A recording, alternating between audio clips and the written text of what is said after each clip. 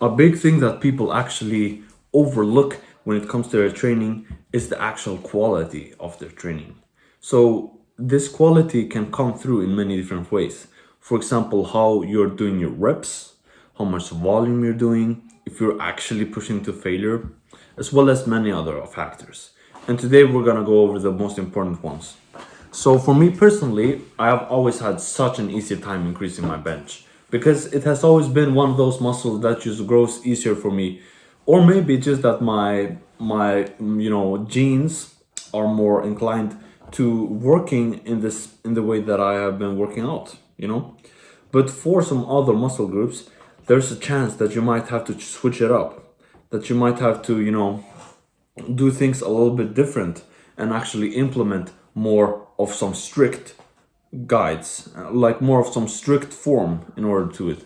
So the thing that you're gonna need to do in order to grow these stubborn muscle groups is something that I like to call bodybuilding technique. And it consists of a few different factors. So the first one is that you have to have tension on your muscles. Because let's say your muscle is like a rope. You stretch it out and now it's stretched. It's like a rope that's being pulled, you know? Same exact thing, I've been struggling to grow my traps, but in the last few days I've actually started implementing this. So when right now I'm in the stretched position, now the whole trap is fucking stretched. And when you are in that stretched position, that's when tears can create. So always try to get your muscle in a tensed position. Always have it be stretched. And you can do this through different types of ways. So the first thing that I want you to implement is that the eccentric movement should be anywhere from 2 to 4 seconds long. So sure, you can be explosive on the concentric movement. For example, bicep curl, you're explosive, but then you let it down slowly. Because this down letting slowly, it puts tension on your muscle over a period of time. And if you have the time anywhere between 4 to 5 seconds, you get the most out of your rep. Imagine a person who gets the most out of every single rep that he does compares to the person who doesn't optimize all of his reps. Literally, that person is gonna make like 20% more gains if he just keeps on being optimized. So be explosive on the concentric. So for example, on the bench press, you push it up fast and then let it down slow so that you can feel your muscles extract and just like literally you can just feel all of the vibrations in it. You can feel the pain. And this pain, that's what's going to grow the muscle. So think about it like this.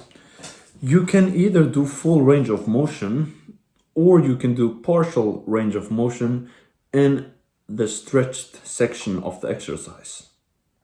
So for bench press, that would be the lower side, like not this part, because look how little range of motion I have. There's no stretch here.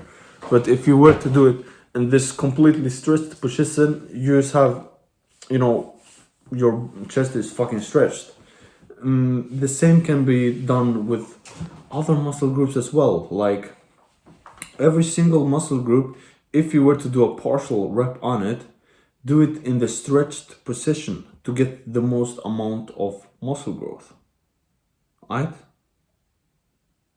Always do either full range of motion as deeply as you can, or skip the bad part and just do the part that's as deeply as you can.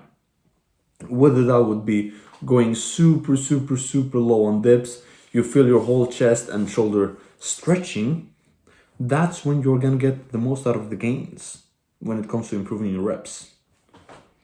If you learned anything from this video, feel free to check the link in the description. I have my paid program there.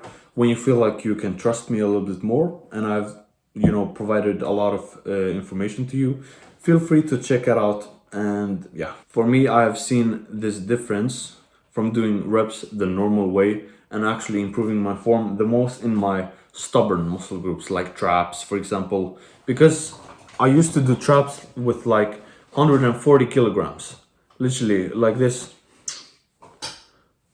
you know, just ripping it out as a normal fucking person. But when I started to do like 2-second holds down here and then 2-second pull and hold up here, my reps took like 5 seconds to do, but they gave me so much more stimulation on my traps, and I have been feeling them sore much more often. The same thing with the Bayesian curl. So you can do either a normal bicep curl or you can do a Bayesian bicep curl, and that's where you get a bicep curl on a rope and you have it behind you. So imagine the rope is here, right? You have it behind you. Now it's in a stretched position. Here it's not as stretched, but when you take it here, you get a deeper stretch on your bicep. And when you have it in a stretched position, the tension is higher. So, and also when you do a bicep curl, for example, the most amount of tension is gonna be here. Here, not so much tension on the bicep. Down here, not so much tension on the bicep. But in the middle, that's when you feel the most amount of tension. But on the Bayesian curl, you feel tension here all the way, like literally all the single way, because it's always pulling. It's always going to pull. And that gives you more amount of tension on the actual muscle group. On bigger muscle groups like bench press, squats, pull-ups, all that's gonna be needed is progressive overload. But if it doesn't work like that, implement this form. But if you still see gains, then keep on working with the progressive overload. This is something that's most important for stubborn muscle groups, right? So try to implement it in your next workout. Alright, see you in the next video.